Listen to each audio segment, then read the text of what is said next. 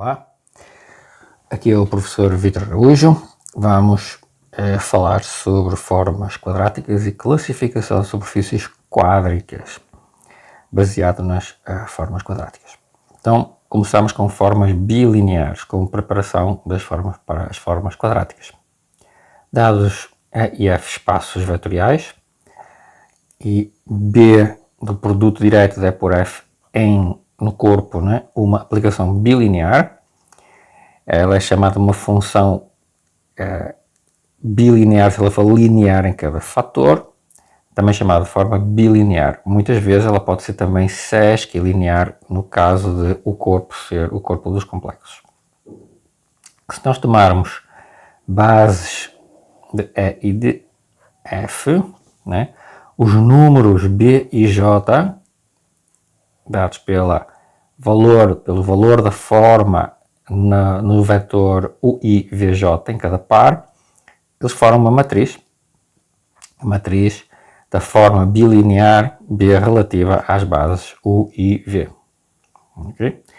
Bom, pela bilinearidade, ou pela sesquilinearidade também, se eu exprimir vetores gerais dos espaços E e F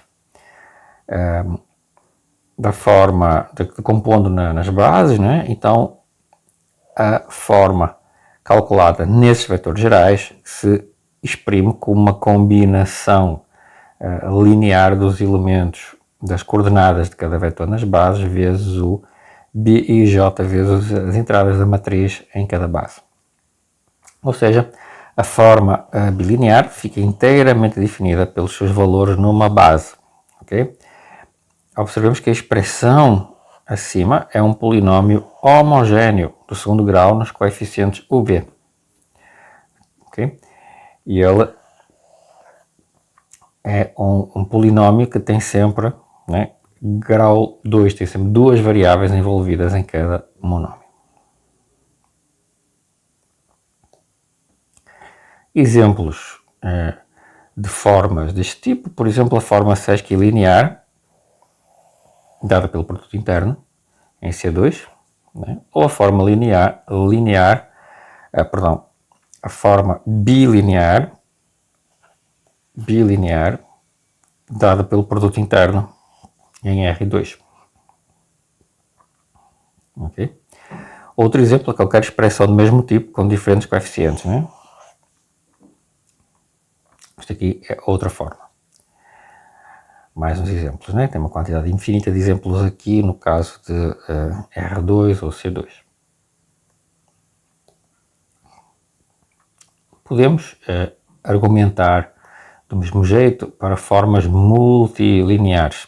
Uma forma R linear ou uma R-forma é uma aplicação do produto direto de R espaços vetoriais no seu respectivo corpo e ela é linear se ela for linear em cada variável. Okay? Os seus valores analogamente são inteiramente definidos pelas suas coordenadas em bases fixadas. U e J, para cada espaço vetorial é I. Para cada I eu tenho o I1, o I2, etc. Uma base do EI, né? E os valores da L em cada um destes elementos da base formam uma coleção de valores, nós podemos interpretar como uma matriz multidimensional, que vão vão definir o valor da forma multilinear em qualquer vetor do espaço através da decomposição em coordenadas, em composição linear de coordenadas na base. O estudo destes objetos faz parte da chamada álgebra multilinear, também chamada álgebra tensorial, pois eles são também chamados de tensores. Okay? E tem uma importância central, especial, no estudo da mecânica do contínuo, mecânica dos sólidos, de fluidos, elasticidade, e na teoria da relatividade geral de Einstein. Okay? Estes são objetos fundamentais nestas teorias.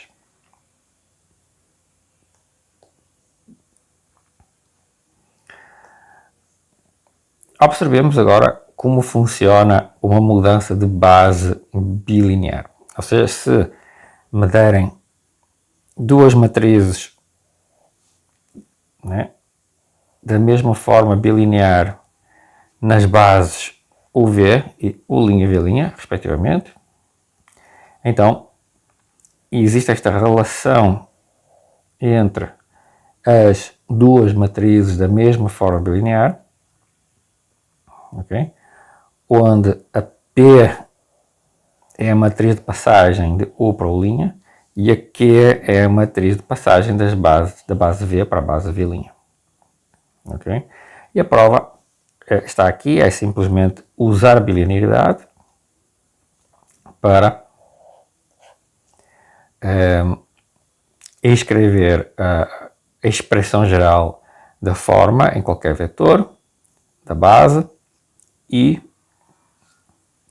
interpretar o resultado através de um produto de matrizes. Okay? E nós vemos que temos esta expressão. Okay?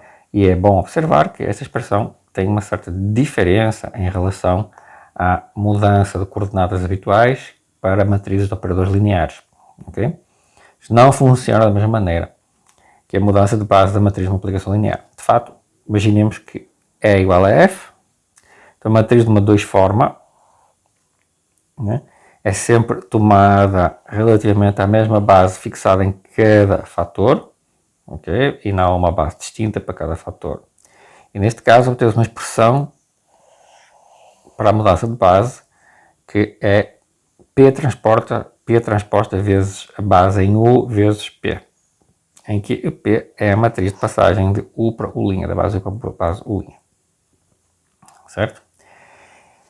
Então, observem que isto é diferente da expressão habitual. Né?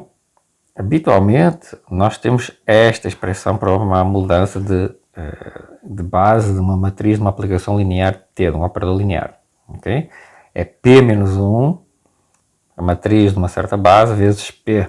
E obtemos a matriz na outra base, em que o P é o operador, né, é a matriz de mudança de base. Certo? Então, nós vemos a diferença P menos 1, no caso da matriz de mudança de base de uma aplicação linear, para o P transposto, no caso da matriz de mudança de base de uma forma bilinear. Okay? Nós temos uma coincidência destas expressões quando o P transposto coincide com a inversa, ou seja, quando nós temos P vezes P transposto igual a identidade, ou seja, uma mudança de base ortogonal. Okay? Nesse caso particular, coincide, mas em geral é distinto. Okay? No que segue, nós vamos assumir implicitamente, né, que o corpo é o real, é o corpo dos reais para fixar ideias. Okay? Para não fazermos aqui distinções entre linearidade e sesquilinearidade e para não nos preocuparmos em considerarmos se vamos usar, né, conjugação ou não. Vamos trabalhar diretamente com números reais.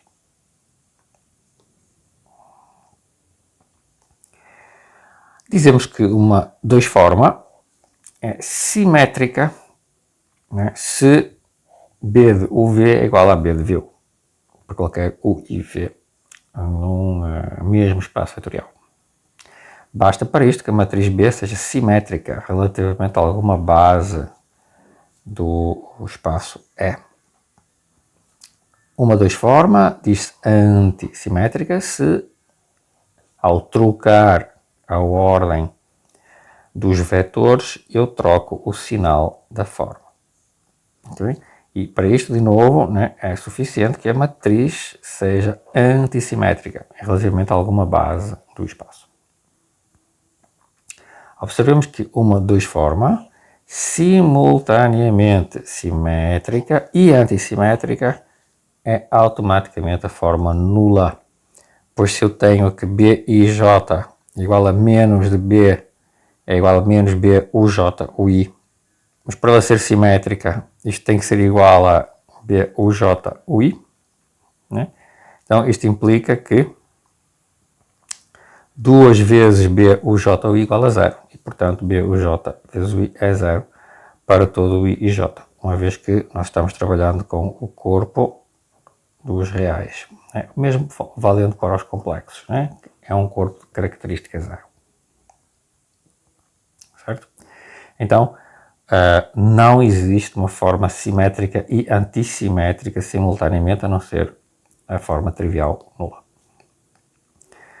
Observemos também que eu posso pegar em qualquer forma, qualquer duas formas, e escrevê-la como a soma de uma simétrica com uma antissimétrica. Ok? É fácil ver que, seja qual for a tua forma P, esta expressão nos dá uma matriz simétrica, nos dá uma forma simétrica, e esta expressão nos dá uma forma antissimétrica. Verifiquem, muito simples. Okay? Como as duas formas formam naturalmente um espaço vetorial, com as operações naturais de soma de formas e multiplicação por escalar, então nós temos que, eu posso escrever, decompor a B em soma direta, soma das duas formas simétricas, que é S, com as duas formas antissimétricas, A. Okay? Então, o espaço vetorial das duas formas pode ser escrito como a soma das simétricas com as antissimétricas. Diretamente, uma decomposição direta, temos uma decomposição única, essencialmente.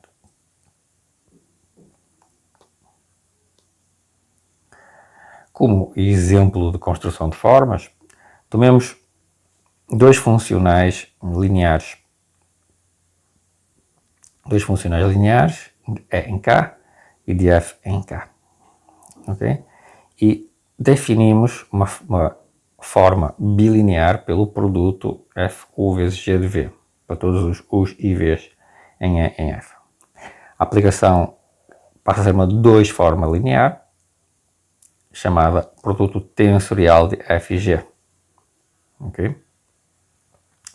Se F e G são ambos euclidianos, fixados dois vetores U0 em E e V0 em F, eu posso definir uma dois-forma deste jeito, em que aqui eu tenho dois casos gerais, no caso do espaço euclidiano, né, de funcionais lineares. Isto aqui pode ser uma forma bilinear. Se F for igual a F, dados dois funcionais F e G em E, então, se eu considerar este produto simétrico, né, F de U vezes G de V mais F de V vezes G de U, isto é uma forma bilinear simétrica. Se eu considerar o produto F de U, G de V menos F de V, G de U, eu obtenho uma forma bilinear antissimétrica. Um deles é conhecido como produto tensorial e o outro como o produto externo.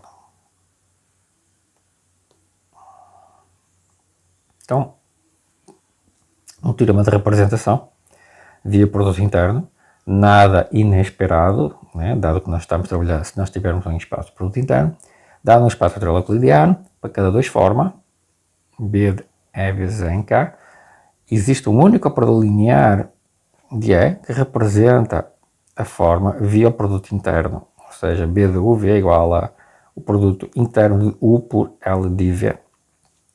A correspondência que associa a forma ao respectivo operador linear é um isomorfismo entre o espaço vetorial das aplicações bilineares e o espaço L dos operadores lineares do espaço E. Ok? E como é que a gente faz isso? Bom, é muito simples. Fixado um vetor U0 em E, a função que U associa ao B de U0 é automaticamente linear. Como E tem um certo produto interno, então existe um único vetor de E, vamos chamar de LU0, tal que o BU0 é igual a U vezes o L de U0 como produto interno, qualquer que seja o em E. E isso vai representar o F de U. Né? Isto, basta usar o teorema de representação de Riesz e temos a unicidade, né, do vetor L de U0. Okay? Vamos agora verificar que esta aplicação, que U0 associa ao L de U0, é linear. De fato, existe assim uma função única, né? L é em E, de tal forma que vale U produto interno com L de V, conhecido como o B de UV, quaisquer que seja U e V.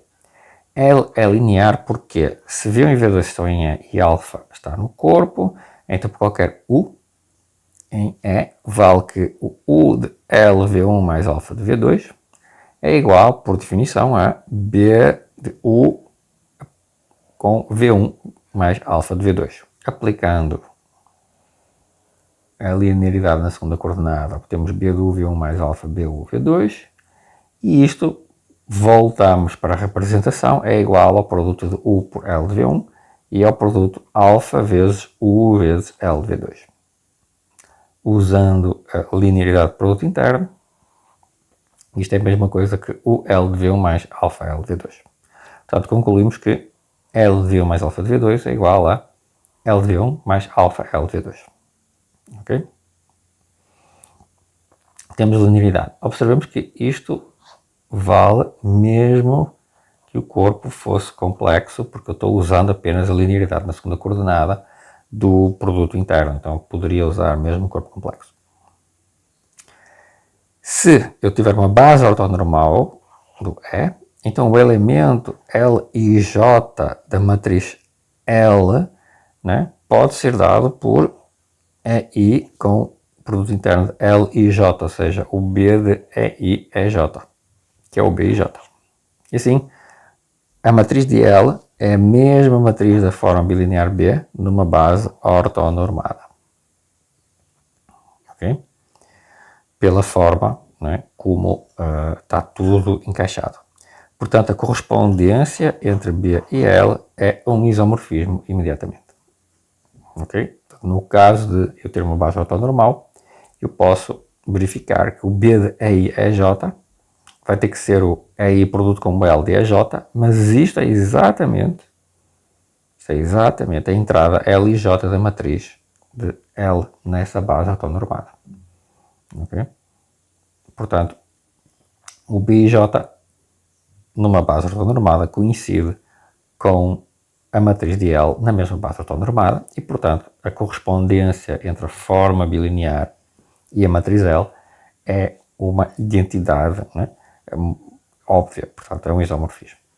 Então, para cada forma bilinear B, num espaço vetorial euclidiano, existe uma e uma só forma linear L que a representa. A prova deste teorema mostra que se eu começar com uma forma bilinear simétrica, eu obtenho uma matriz simétrica, portanto um operador autoadjunto. Se eu começar com uma forma bilinear antissimétrica, eu obtenho uma matriz antissimétrica. Obtenho um operador representando a minha forma, tenho uma matriz antissimétrica. Ok? Eu obtenho isto sempre que a matriz da forma bilinear seja determinada relativamente a uma base ortonormal do espaço vetorial subjacente. Ok? Nas bases ortonormais, a representação é simétrica se a forma bilinear for simétrica e antissimétrica se a forma bilinear for antissimétrica. Estamos agora prontos para considerar formas quadráticas.